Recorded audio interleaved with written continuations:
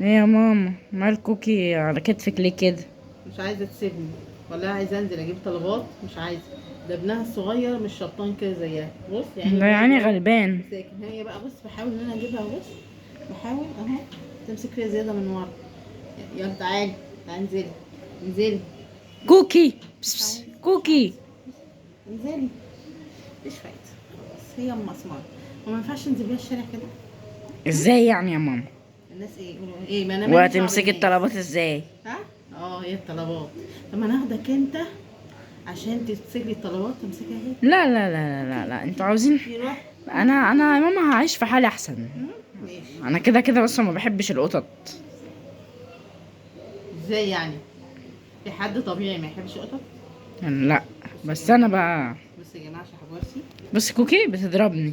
احسن. بس شحبورتي يا جماعه بيقول لكم انا لسه متغدي فورا، وما تنسيجنيش كده يا رب عشان ما تفعصنيش.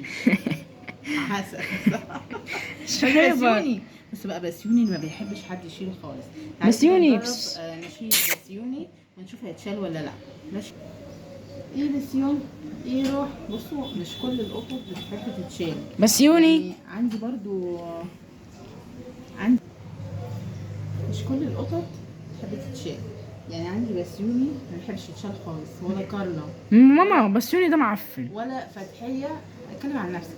ولا فتحية اه لان والله. لان فتحية تقيلة، يعني طبعا تقيلة. وغير كده البلدي ما بيحبش الشال خالص، ولا النوع ده، اقول لك حاجة يا ماما. ولا النوع ده.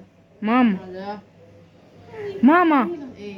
فتحية غلبانة بس انا ما بطيقهاش. انزل يا عم انزل، ده يذلنا. تعالي انت يا بيضة شهبرتي يا امور. خلاص يلا بقى نقفل مع الشباب، اقول لهم باي باي يا فانزاتي، ما تنسوش اشتراك واللايك.